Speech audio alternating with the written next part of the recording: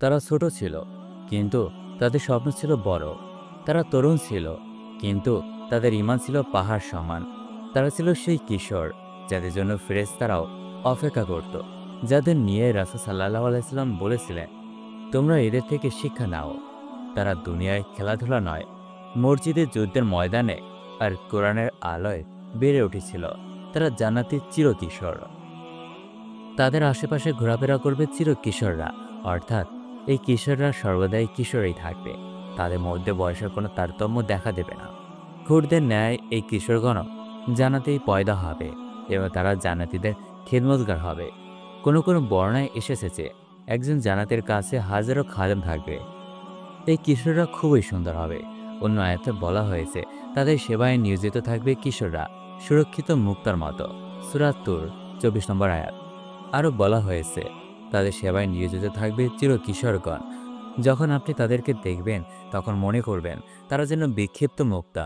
সূরা আল ইনসান 19 নম্বর আয়াত। তাদের চলাফেরার মনে হবে যেন মুক্ত ছড়িয়ে আছে। কোনো কোনো লোক মনে করে থাকে যে ছোট ছোট বাচ্চারা যারা নাবালক অবস্থায় মারা যাবে তারা জান্নাতের খাদেম হবে। তাদের এই ধারণা সঠিক নয়, কারণ ছোট ছোট বাচ্চারা তখন পরিণত বয়সের হবে এবং জান্নাতের অধিবাসী হবে। পক্ষান্তরে এ সমস্ত খাদেমদের আল্লাহ তাআলা জান্নাতে সৃষ্টি করবেন। তাদের কাজই হবে খেদমত করা, অর্থাৎ তারা বড় হয়ে বৃদ্ধ হয়ে যাবে না। না তাদের গাল বসবে, আর না শারীরিক গঠন ও কাঠামোতে কোনো পরিবর্তন ঘটবে, বরং তারা চিরকিশোর হয়ে একই বয়সে এবং একই অবস্থায় চিরদিন থাকবে। জান্নাতীদেরকে অতিরিক্ত সুখে শান্তিতে রাখার জন্য মহান আল্লাহ তাদের খিদমত ও সেবার ব্যবস্থা রেখেছেন। তাদের জন্য চিরকিশোর গিলমান সৃষ্টি করে রেখেছেন জান্নাতে। তারাই ঘুরে ফিরে তাদের প্রয়োজনীয় খিদমত করবে। অনেকে বলেন সেই চিরকিশোররা হবে মুসলিমদের শিশুরা যারা শিশু অবস্থায় মারা গেছে। অনেকের মতে তারা হবে কাফেরদের শিশুরা। সেই সেবক কিশোররা আকারে পোশাকে বড় সুন্দর হবে। তাদের কথা কোরআনে বলা হয়েছে, অর্থাৎ চিরকিশোরগণ তাদের কাছে সেবার জন্য ঘোরাঘুরি করবে।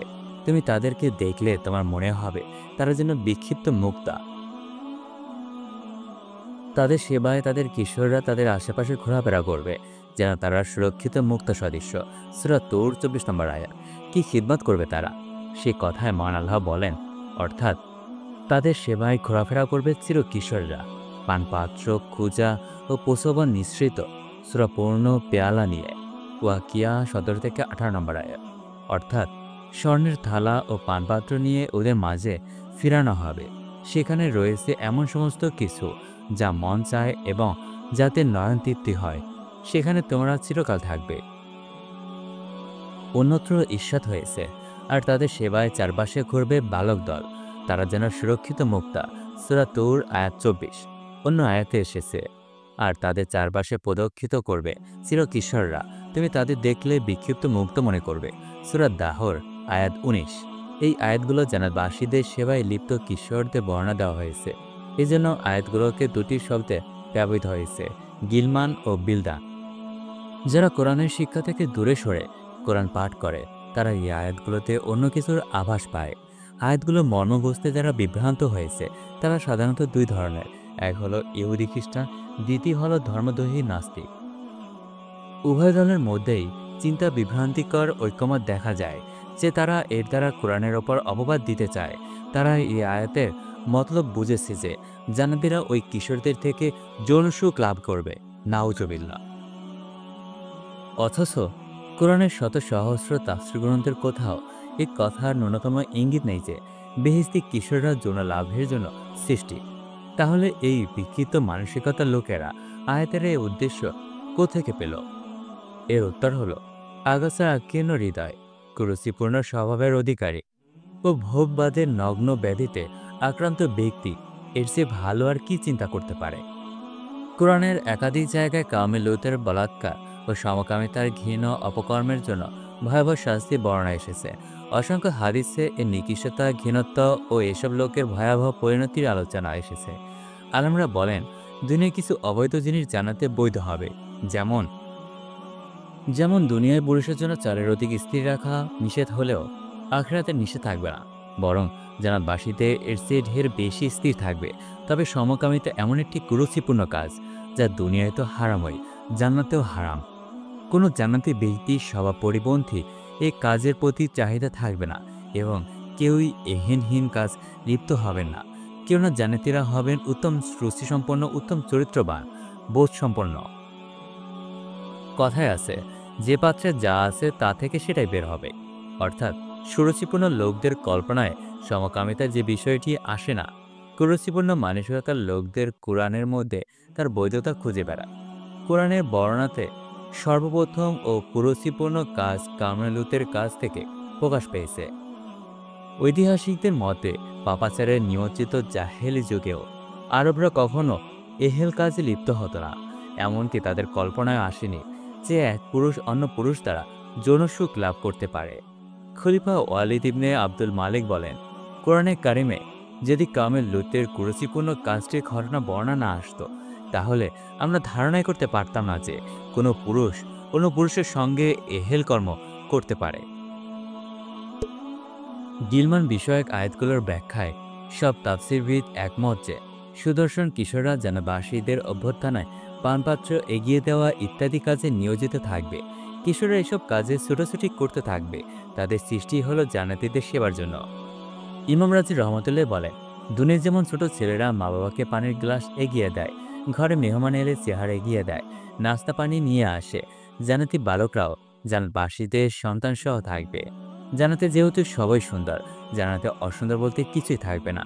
তাই ওই বালকদের মনে মুক্তর মতো সুন্দর দেখাবে। তবে এদের সৌন্দর্যের জন্য আকর্ষণীয় হবে না।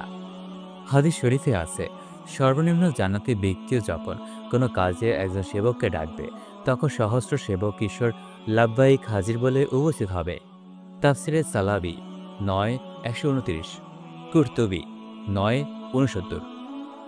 আধুনিক পৃথিবীতেও দেখা যায় কোনো সম্মানিত অতিথি অভ্যর্থনায় শিশু কিশোরদের দাঁড় করানো হয়। শিশুরা ফুলের শুভেচ্ছায় অতিথিকে বরণ করে নেয়। কোনো হতভাগা অতিথি কি এসব বালকের প্রতি যৌন দৃষ্টিতে তাকায়? জান্নাতি ছোট ছোট শিশু অনুরূপে হবে। আমরা দুনিয়ার বিষয়ে যে জিনিসটি বুঝি, জান্নাতের বিষয়ে তা বুঝতে কেন কষ্ট হয়? কোরআনের বেলায় কেন অন্য চিন্তা আসে? মতলব কি? শত সহস্র তাফসীর গ্রন্থের কোথাও এ কথা উল্লেখ নেই যে এসব বালক জান্নাতীদের জন্য আনন্দের জন্য নির্ধারিত। কেননা জন্য আনন্দের জন্য তো জান্নাতি রমণীগণই যথেষ্ট। কোরআনের ভাষায় যাদের হুর বলা হয়েছে, একজন জান্নাতীর জন্য তো অসংখ্য হুর স্ত্রী হিসেবে থাকবেনই। কারো কারো কাছ থেকে শোনা যায় জান্নাতি গিলমানরা উলঙ্গ থাকবে। নাউজুবিল্লাহ। আল্লাহ তাআলাই জানেন এসব অপজ্ঞান যে কারা দুনিয়ায় প্রচার করে। শয়তান ছাড়া কোনো মানুষ এসব বিভ্রান্তিকর কথা প্রচার করতে পারে না। কোরআনের আয়াতে তো আছে, আর তাদের সেবায় চারপাশে ঘুরবে বালক দল, তারা যেন সুরক্ষিত মুক্তা। সূরা তুর আয়াত ২৪। আয়াতে সুরক্ষিত শব্দ দ্বারা তো বোঝা যায় যে কাপড় পরিহিত থাকবে। এছাড়া তাফসীর ইবনে কাসিরে রয়েছে যে তাদের পোশাক পরিচ্ছন্ন, অনেক সুন্দর ও আকর্ষণীয় হবে। ৮:২৯। নিজেদের কুকর্মের দায় কোরআনের উপর চাপাবেন না। যেসব ইহুদি খ্রিস্টান কোরআনে বর্ণিত গিলমানের আয়াতের অপব্যাখ্যা করে কোরআনের ওপর অপবাদ দিতে চান, তাদের শরণার্থে বলি যে কোরআন হাদিসের কোনো স্থানেই এনেও অপকর্মের সুযোগ দেওয়া হয়নি। জান্নাতীদের সেবাকারী সর্বদা কিশোর বয়সী হবে। জান্নাতীদের সেবক সর্বদা মতির ন্যায় সুন্দর ও মন দৃশ্যমান হবে। জান্নাতীদের সেবক এত চৌকস হবে যে চলতে ফিরতে এমন মনে হবে যেন বিক্ষিপ্ত মতি, এবং তাদের নিকট ঘোরাফেরা করবে চিরকিশোররা। আপনি তাদের দেখে মনে করবেন যেন বিক্ষিপ্ত মণিমুক্তা। সূরা দাহার ১৯ নম্বর আয়াত। জান্নাতীদের সেবক ধুলাবালিমুক্ত মতির ন্যায় পরিচ্ছন্ন থাকবে এবং সংক্ষিপ্ত মতি সদৃশ্য কিশোরেরা তাদের সেবায় ঘোরাফেরা করবে। সূরা তুর। এই জান্নাতি বালকরা চিরকাল এক বয়সেই থাকবে। তাদের বয়সের কোনো পরিবর্তন ঘটবে না। এমন নয় যে তারা বয়স্ক হয়ে যাবার ফলে তাদের আকৃতি বিকৃত হবে। যারা এটির ব্যাখ্যা করেছেন যে তারা তাদের কানের দুল পড়বে, তারা কেবল ওই জন্যই করেছেন কারণ এটি এমন কিছু যা শুধুমাত্র অল্পবয়স্ক কিশোরদের জন্য উপযুক্ত, প্রাপ্তবয়স্কদের জন্য নয়। তাদেরকে দেখে মনে হবে তারা যেন বিক্ষিপ্ত মুক্তা। তারা মূল্যবান পোশাক ও অলঙ্কারে পরিহিত, বিভিন্ন কাজে এদিক ওদিক ছুটোছুটি করছে। এ কারণেই মনে হবে যে তারা ছাড়ানো মণিমুক্তার মতো। এর চেয়ে বড় উপমা তাদের জন্য আর কিছু হতে পারে না। তারা সৌন্দর্য, মূল্যবান পোশাক পরিচ্ছন্ন এবং অলংকার আদি নিয়ে তাদের জান্নাতি মনিবদের খিদমতের জন্য সদা এদিক ওদিক দৌড়াদৌড়ি ও ছোটাছুটি করবে।